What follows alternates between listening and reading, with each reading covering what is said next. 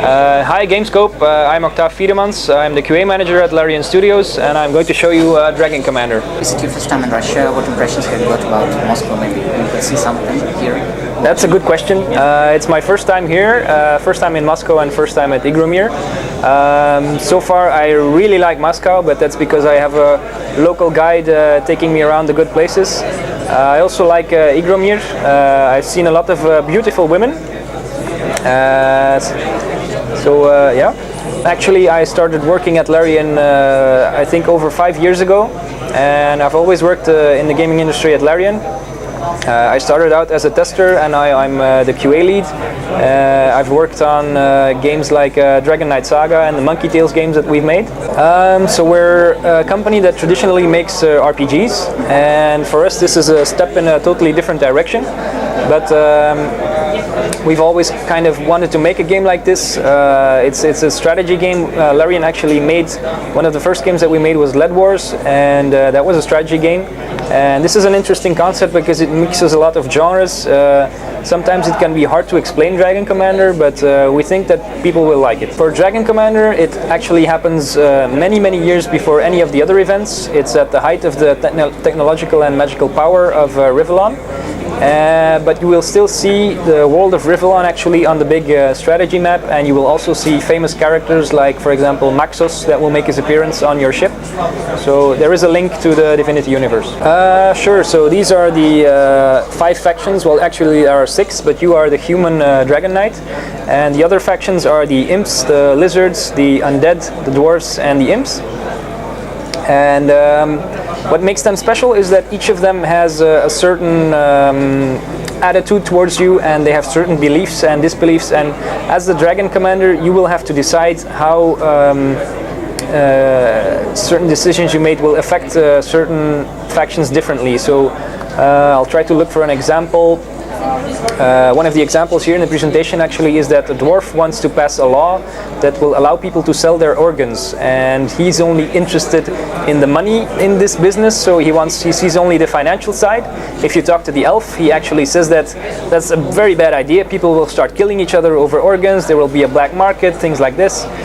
Talk to the undead, and he says like, yeah, we don't have internal organs, so we don't really care. You can do whatever you want. If you want some money for your kidney, that's fine.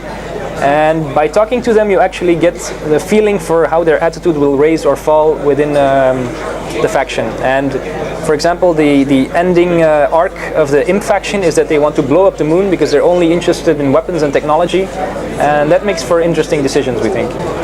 We actually tried the base building. It was in the previous build that we were showing a year ago, and it didn't really work out because we're already mixing a couple of genres, and we wanted the battles after the strategy part of the map, we wanted them to be really fast, and resource gathering requires a sort of build-up. You have to build your base, then you can attack the resource gathering and things like that, and the matches were taking too long, so we're trying to simplify it, and the units you actually have on the strategy map are taken into the battle.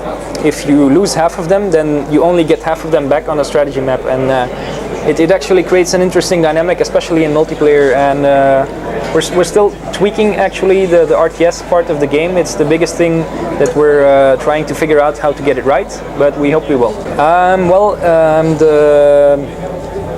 Actually I'll show the strategy map for this. So the strategy map here, on the strategy map, each country you see there on the strategy map, it has gold. So if you take over a country per turn, you get gold resources, and on these countries you can click on factory countries, and then you can build units.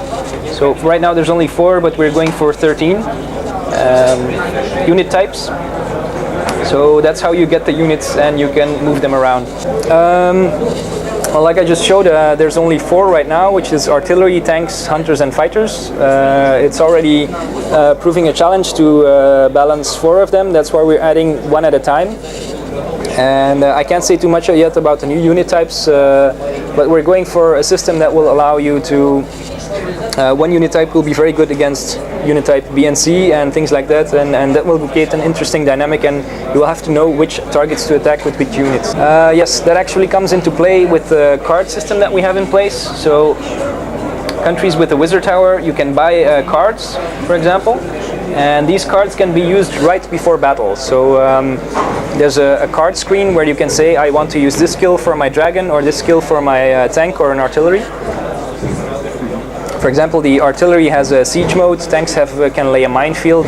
These are the types of cards. We've actually experimented with ground combat, so air to ground, and we couldn't get it to work right.